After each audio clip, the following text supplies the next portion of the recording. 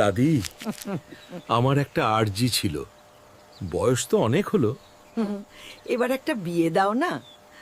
ওরে পাজি, বিয়ার নাম শুনলে দাঁত বের হয়ে যায়।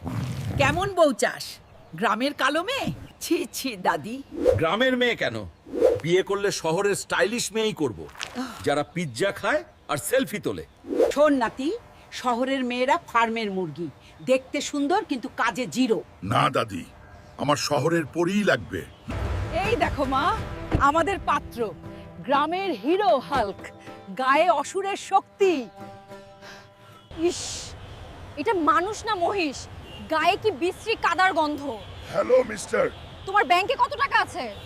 তুমি কি আইফোন 14 দিতে পারবে? ম্যাডাম, আমার শক্তি আছে, মন আছে। টাকা তো হাতের ময়লা। Shut up! শক্তি দিয়ে কি রুটি বেলবো? তোমার মতো ফকিন্নিকে বিয়ে করব না। You loser! আমাকে ফকিন্নি বললি, আমাকে লুজার বললি, এই অপমানের শোধ আমি নেবই।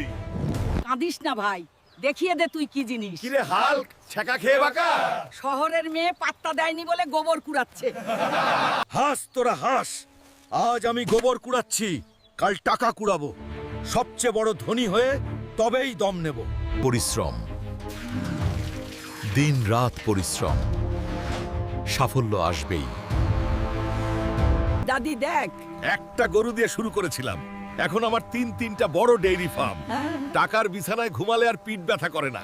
তুই তো এখন লাট সাহেব, শহরের মেয়েকে খবর দেব। খবরদার দাদি, ওই প্লাস্টিকের পুতুল দরকার নেই। অহংকারী মানুষের চেয়ে মাটির মানুষ ভালো। দাদি, গ্রামের এই মেয়েটাই আমার জন্য বেস্ট, যে আমাকে গরিব থাকার সময়ও সম্মান দিত। এই তো আমার বুদ্ধিমান নাতি।